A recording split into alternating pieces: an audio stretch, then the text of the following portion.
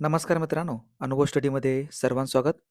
19 जानेवारीच्या bullet rapid फायरमध्ये सर्वांचं स्वागत करतो आणि आज देखील नेहमीप्रमाणे आपण रोज सकाळी जे 20 प्रश्न 2025-26 मध्ये जे अत्यंत महत्त्वाचे IMP असे घडलेले जे काही चालू घडामोडी आहेत, ते आपण रोज सकाळी घेत असतो. तर त्याच अ, चालू घडामोडीचा आणखीन एक महत्त्वाचा लेक्चर म्हणजे रिव्हिजनच्या माध्यमातून आपण आज बघणार आहोत. चला तुम्ही जर नवीन असाल तर चॅनलला सबस्क्राईब करा, तुमच्या मित्रांपर्यंत लिंक शेअर करा आणि व्हिडिओ आवडला तर लाईक करायला विसरायचं नाही. ओके. चला खूप महत्त्वाचा 19 जानेवारीचा हा व्हिडिओ आपण बघूयात.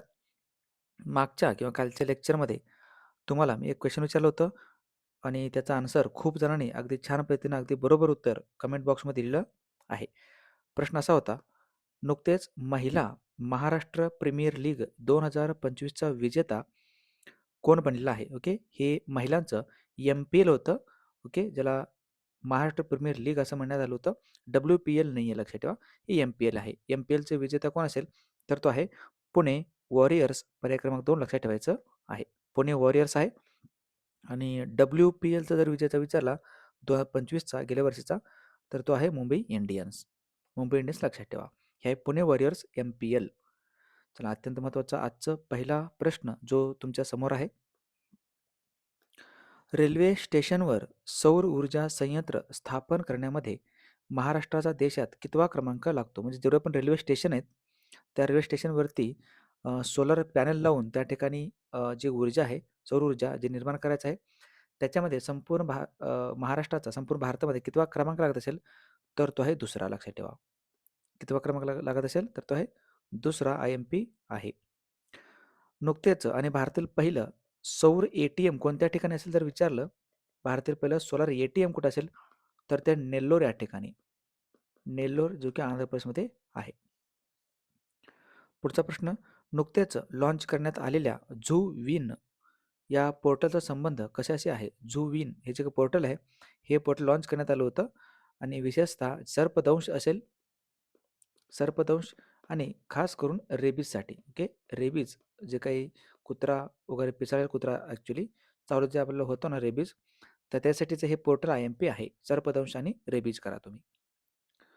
त्यानंतर पुढचा प्रश्न, नुकतेच केंद्रीय मंत्री आहेत प्रल्हाद जोशी यांच्या हस्ते कोणत्या राज्यात भारतातील सर्वात मोठे हायटेक सोलर सेल निर्मिती प्लांटचे उद्घाटन करण्यात आलेलं आहे?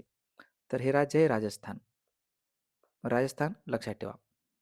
नुकतेच कोणत्या राज्यात एक कायदा आहे ज्याला आपण armed forces special power act म्हणतो आपण, ज्याला अपस्पा असं म्हणण्यात आलेलं आहे.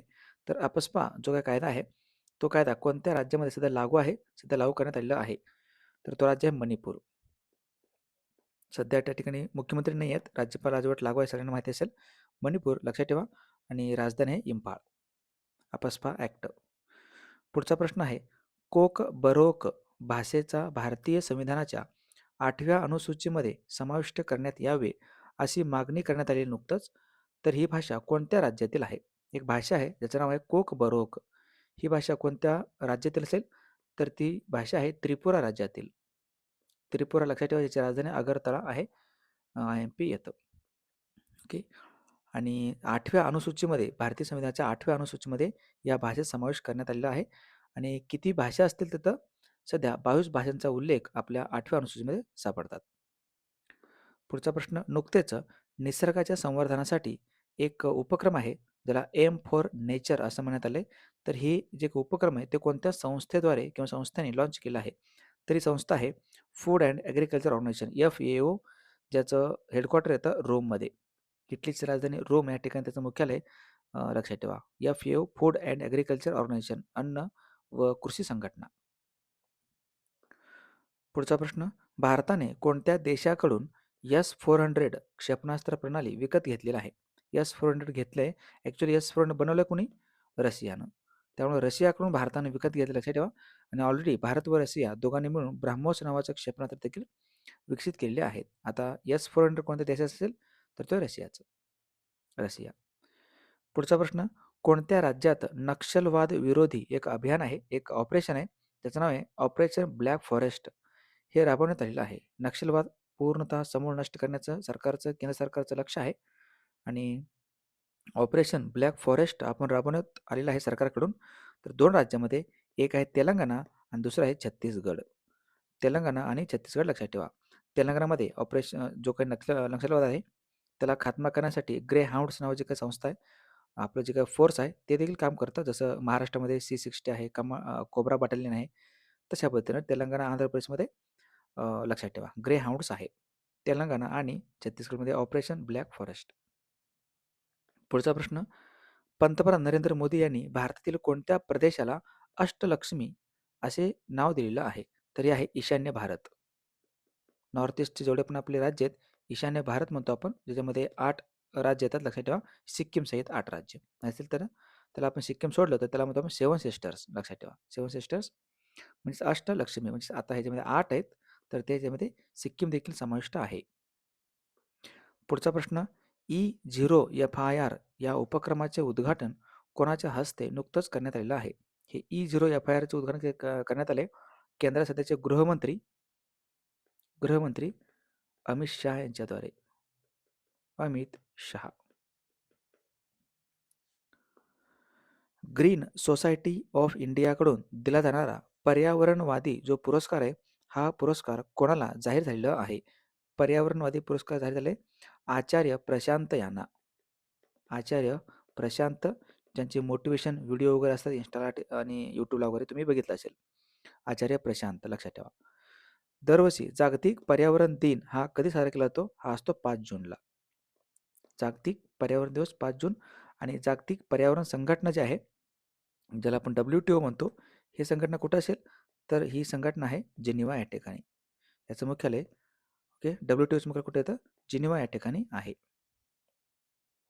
पुढचा प्रश्न, कोणत्या राज्यात भूदल प्रमुख आहेत आपले जनरल उपेंद्र द्विवेदी यांनी आयबॅक्स तराना या नावाचे एक FM रेडिओ स्टेशन सुरू केलं आहे. एक FM रेडिओ सुरू केला आहे, आयबॅक्स तराना. हे आहे उत्तराखंडमध्ये. उत्तराखंड, त्याची राजधानी तर डेहराडून.